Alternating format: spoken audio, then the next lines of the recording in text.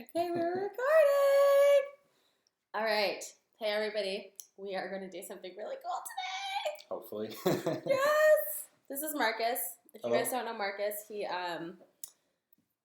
run DevRel at Vaadin Components, right? Yep. So you guys have a bunch of polymer components. Yep.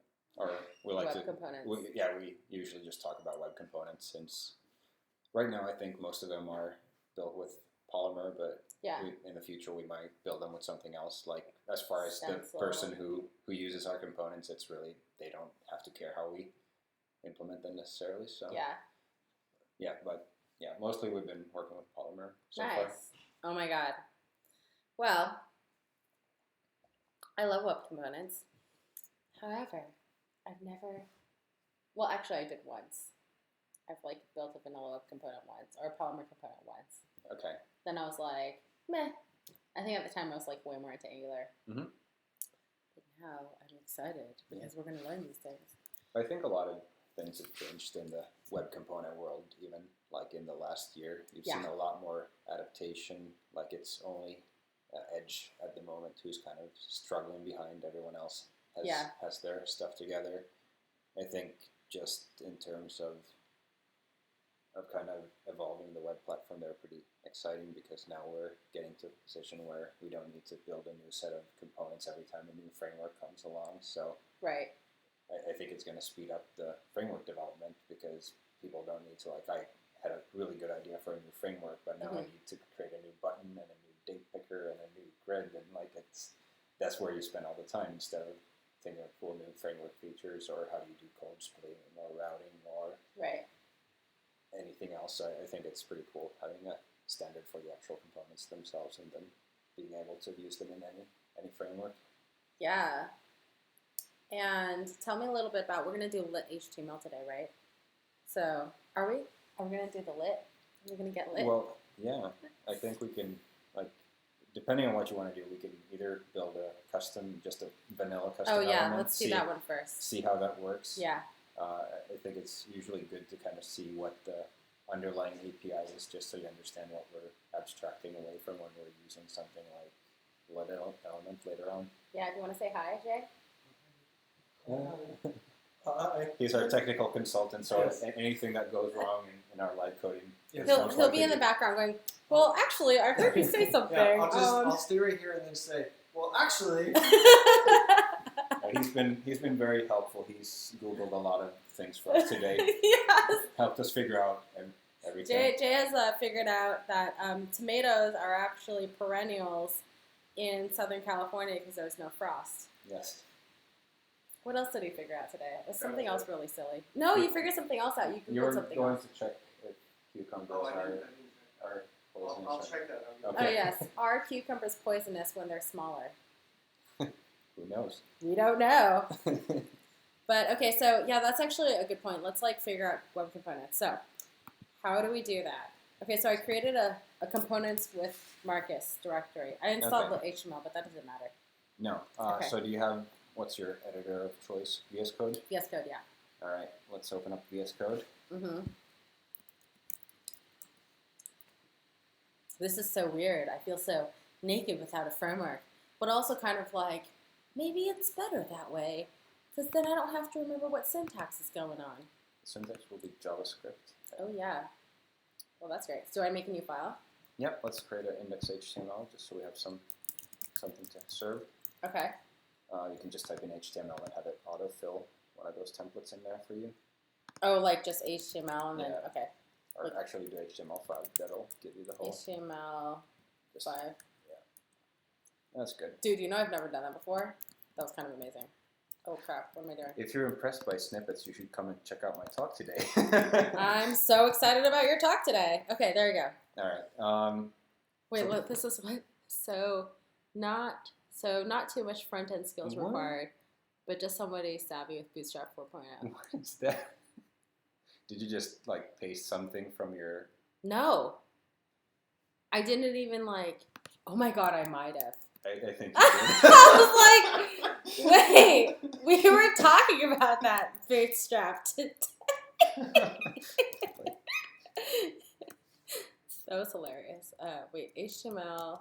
Come on. HTML5. Okay, there we go. Yes. Okay. Yeah. That was that makes more hilarious. sense. Okay. Okay, so the next thing we're going to do is Uh-huh. we're going to create a JavaScript file for our component. You have to decide now what our component is going to do. Okay. Can we do it in TypeScript? No. No, because then we'd have to set up something that compiled the TypeScript, and then I think the things that we're going to do right now are so simple that we don't really need TypeScript. All right. It would be very simple to set up like a little Webpack or something for doing that, but let's Then not you get would into teach me Webpack. I know. Let's not get into Webpack now. Okay, now what do we do? Okay, so the first thing we need to do is we need to create a new class that extends from HTML element. So you can, let's figure out what is it that we were trying to build, first of all. I don't know. What should we build? What's like a basic thing? Like something that just says hi? Create a button? Yeah, well, we can have something that take in some sort of value, and then we can show it. Okay. So this is well prepared. No, this is great. This is perfect. So how do you do that? Do you just do Just something class component extends? So for the component name, the naming convention is camel case. So, and we have a requirement from the custom element spec that we need to have a dash in it. So typically, whoa, how do you camel case and dash? So no, typically we have camel case for the JavaScript, and then for the tag name itself, we're gonna have it like my dash component. Oh, okay, got it. So now if you wait, so say that again. So for the class, it should be camel case. Yeah. And then, but that's not camel case. That's like some other case. Well, that's what I call camel case. I don't know. It probably has another name. But extends. So and HTML then element. What's HTML element? That's the HTML element. That's the base class that the browser extends. So any kind of element, a div or a button or anything in your browser extends from this HTML element. So now you've created your own component definition. It doesn't do anything yet.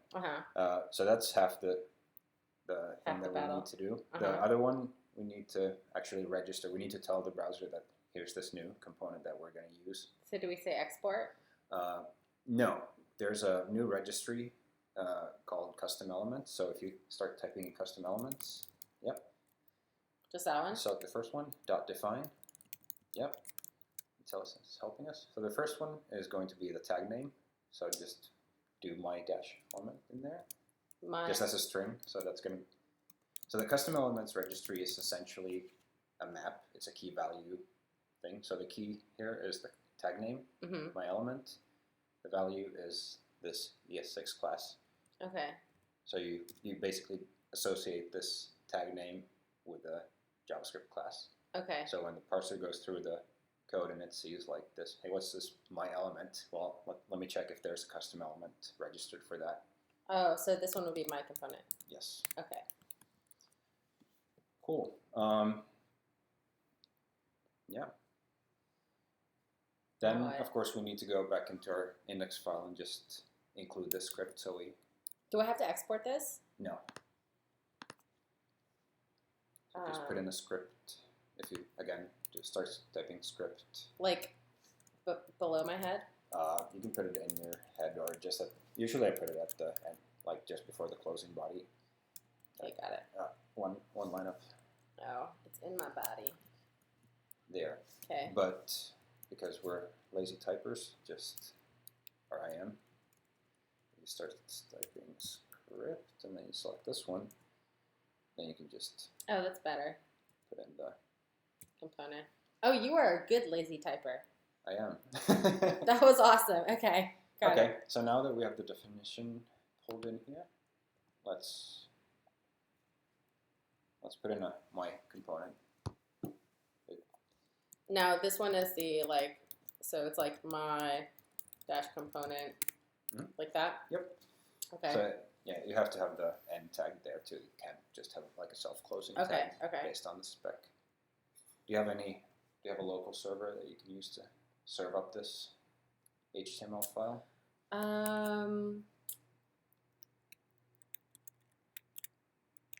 Like, no. No. Well, let's install something like Ooh, dude, I've never used terminal inside, like, code either. So it's control backtick. We'll Ooh. toggle it. Ooh, I like it. And then we can just serve this folder. It's going to pop it open on localhost 5000. Oh, what? Wait, so you just npm installed serve? It's like a library that just like... It's just a local. It basically just serves whatever static content that that's folder. so exciting. I usually have a framework to do all that for me.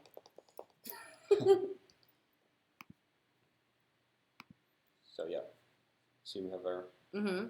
component here. It's not doing a whole lot yet. So I could like add an emoji to it if I wanted to. Wait, how do you do that? How do you add HTML to a component? So there are a couple different things we can do with a.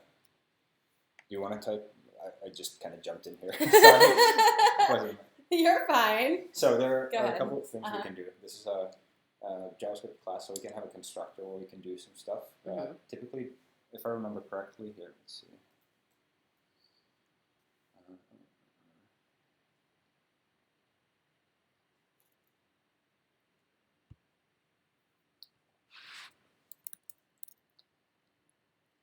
I don't think we're allowed to change the inner HTML of the component in the constructor phase yet. Mm-hmm. So it has a couple of different callbacks depending on its life cycle. So there's like a connected callback that means when it's inserted into the DOM. Mm-hmm. So we could actually override that. So if you do just a new function called connected callback.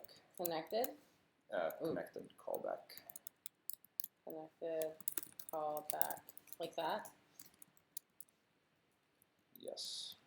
And there you could just do this inner HTML equals whatever emoji you choose to. And then do I just like, how do I even do that? Like, do I just like string or? Yeah, string's fine.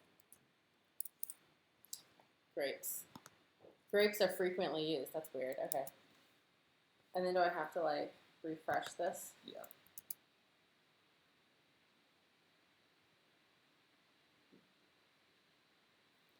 Or do I have to like restart my server or something? No, it's just. Sure, this is not usually how I build this. Let's see if we can. I don't think it should matter the order here.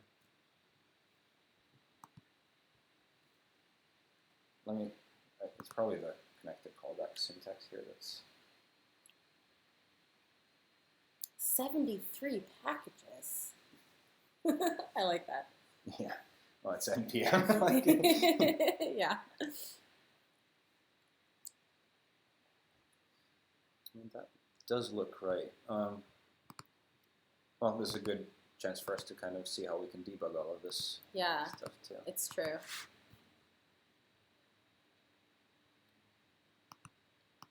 So let's I have all the things. see that. Apparently, I have A lot of Pinterest times, statement. especially if you're like developing stuff for what's it called? Doing like perf analysis, it's good to have like either a separate profile or open up an incognito window because all the load times for all your plugins will get factored into the got it. start. So sometimes it kind of makes your page look much slower than it actually is. Mm-hmm.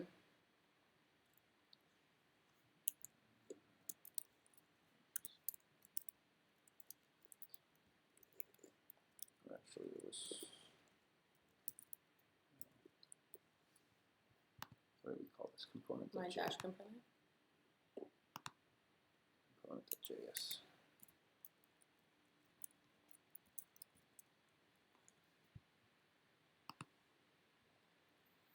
Oh, so it's there. Looks like. Yeah.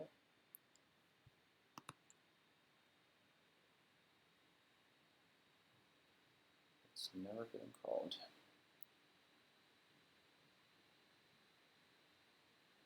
I see why. Oh, it's 'cause that totally makes sense. Oh my god, my element. Okay. Well, I think that it would make more sense to call it my component. Since let's see if this works. I think that's... And then I have to like... Yeah. Wait, why did I... I have a breakpoint in there. Ta-da! We got a little... Okay. Yeah, so now if you actually inspect that, you can... If you go in here and inspect this little... What? It doesn't work? What are you pressing? The shortcut for select component, but... So you can see it's inner HTML is that.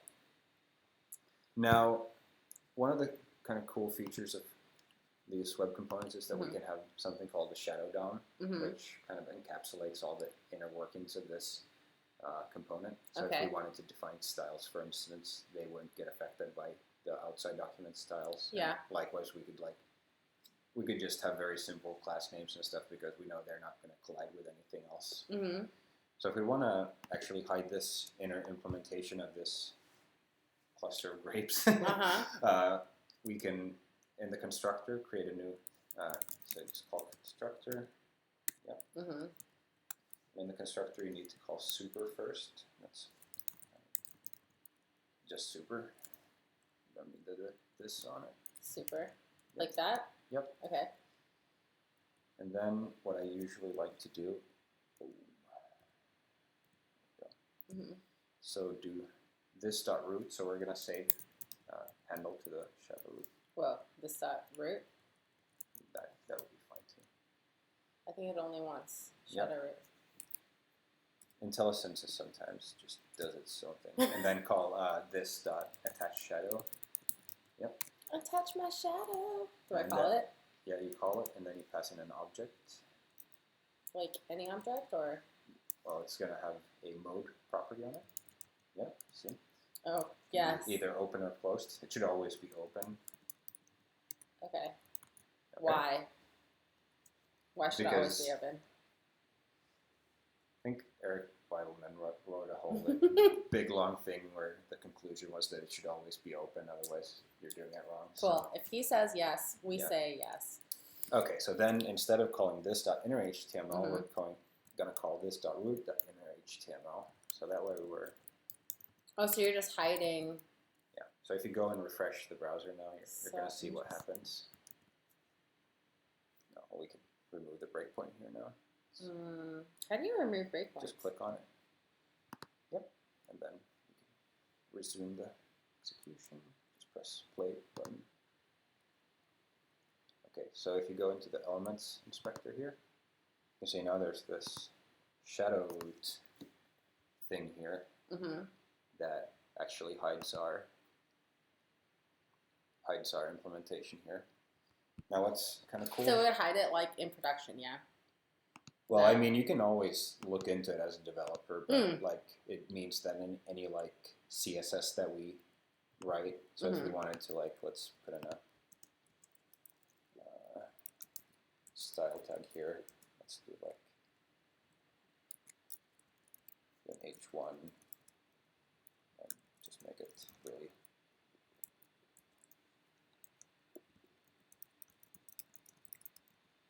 very obvious that this is like different. So then we can have an H1 tag here, hello, and then in our component we can have a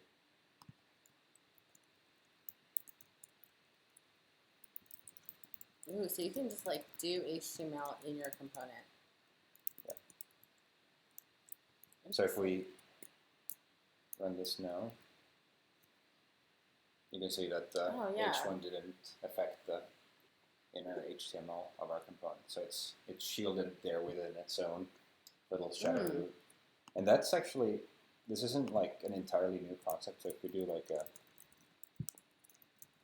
type, say date input, if we go into our browser and check it out here, it looks the way you'd expect it to look here. But if we go into the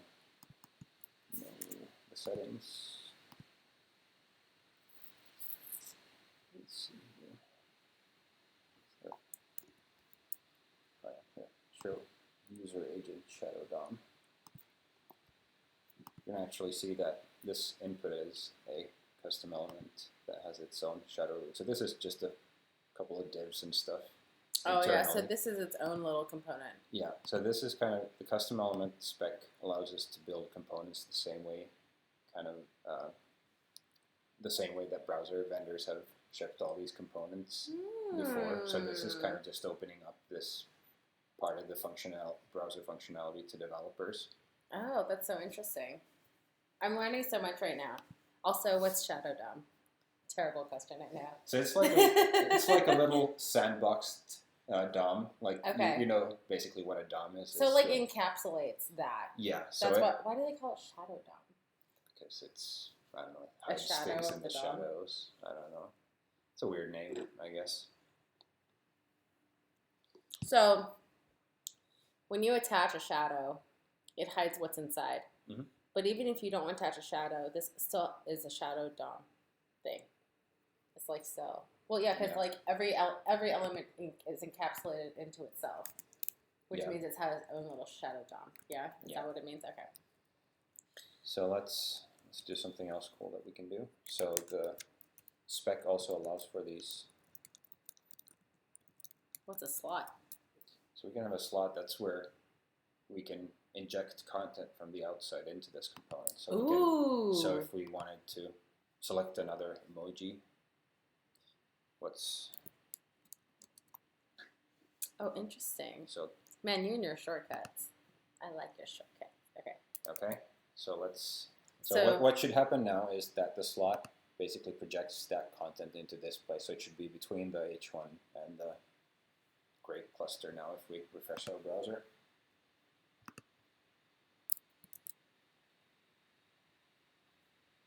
Ta-da! Okay, so a more practical thing would be like, if you were like, what's a more practical thing where you would want to inject something? Like where you want to slot something in. I love that they call it slot. Why not inject? It's like they look up in the thesaurus and it's like, what is actually used? Smoosh isn't. Yeah. It was called something else. It was called content or something else before, but then they renamed it. Changed it to slot? Yeah. Okay, that's cute.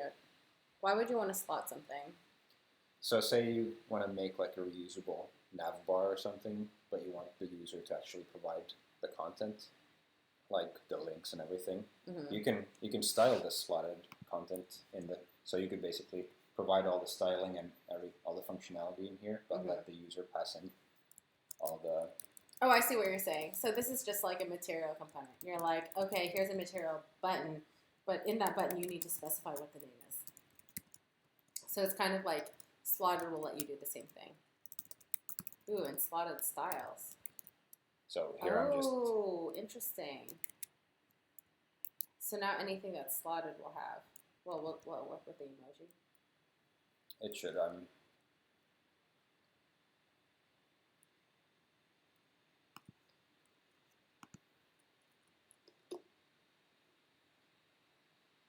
Not super familiar with the syntax here, but should be alright. Anyway, the point is that you can style the things that you put in here. Mm-hmm.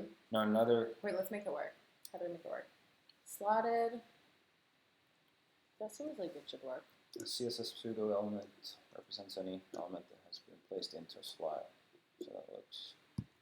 Well, I think it would be hard to do like, if you're slotting that in, we can say like hello instead. And then if we refresh that, that should probably, because you're changing the font size. No, that doesn't work. So how did you just delete I have no idea. The colors from the flag? Not sure. Like I know that they're kind of built up out of different like Unicode characters, but I didn't know you could just delete one of them. So let's. One thing that kind of caught my eye here is that it says it represents any element. So I don't know if text node is considered an element. So if we put in a span, banana. Mm-hmm. You learned so much from my recently used emojis. Oh, yeah. Oh, it's a big banana. It's a big banana. So apparently the slotted API works on elements. and not on text nodes. Okay. Directly. Meaning you have to have a span. If you do slot it, it has to be within a span. It doesn't need to be a span. It could be an image. It could be like any HTML tag. But if you just pass in like straight up text, then it just won't work. Okay. There might be a way. Like somebody's obviously gonna tell us why we're completely wrong on this matter. Yes. It's like people arguing about reactive programming. Like, that's pull-based. It's not reactive. And I'm like, but it is. Okay, so what is, like, how is this useful to me? So like, what if I want to build things now? I think there's, like, one more thing that we could take a look at is, like, doing attributes or, like, actually, like, passing in data. Like, the entire idea with web components is that we can build these reusable components. Mm-hmm. And if they're just, like, we have our shadow, we kind of encapsulated everything. Mm-hmm. And that's not very useful, like, for most things. Like, we need to somehow be able to pass in data or kind of interact with the component for it to really be useful for us. So we could actually add support for setting some attributes on this, where we can like put like my element name equals Tracy, and then we could do something with that information. And again, now we're working with just the kind of plain vanilla, no frameworks or libraries, custom elements API. So this is like super low level code. So we can have a static getter for observed attributes and return an array of the attributes we want to listen for. And then we can have a attribute changed callback.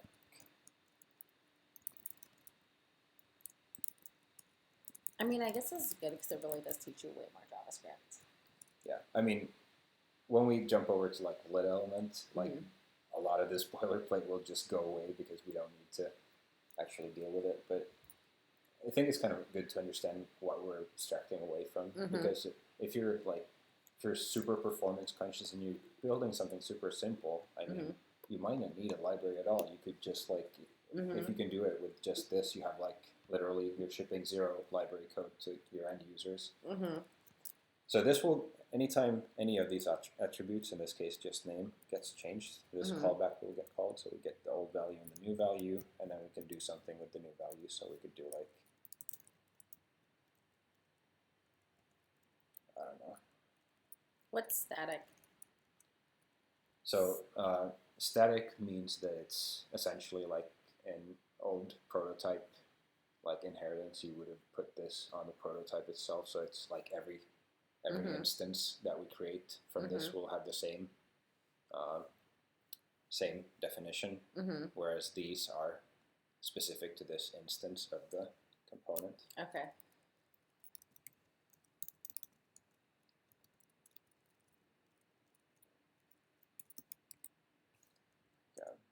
Out of idea. So we're just gonna, if we set the value, it's just gonna replace all of this with just the value that we passed in. Okay. Stupid example, but after that we can get to. We can get wild with the frameworks. All right. So now if we add an attribute, name equals Tracy, you can see that we were able to kind of react to that change coming from the outside. So that way we can pass in data. So like I can pass in any data to like the index.html. So I could be like this one. So here what I've done is like created, like define an attribute and then there you just do something with it. Yeah.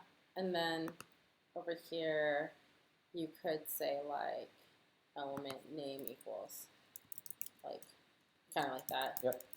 Equals. So if I say name equals Tracy, for example, and I go over here, nothing's going to change. Well, actually, we don't have anything. But it says name equals Tracy right here. Yeah, I guess it's, since it was set from the beginning, it didn't trigger a change, so we would have actually had to check the value first here in our connected callback. We could call it get attribute name and done something with it. But now we're getting far along that you kind of start to notice that this is a very low level, not the most easy to work with API. Like for instance, we defined this HTML here, but like really we would have probably wanted to use the passed in value somewhere within this template, not just like replace the entire template. Right. And like this is where it really starts to be useful to bring in some of these libraries. Like lit.html, for instance, would allow us to define this template as a function of some parameters. That way we don't have to, like, if we change a value like the name, we only need to update that part of the template. It kind of works the same way as kind of same idea as React's virtual DOM, just that it doesn't actually need to keep a separate version of the DOM in JavaScript memory. It just uses the browser engine itself. So yeah, let's redo this component with lit element. Okay. I'm going to stop recording and we're going to do another recording. Yes.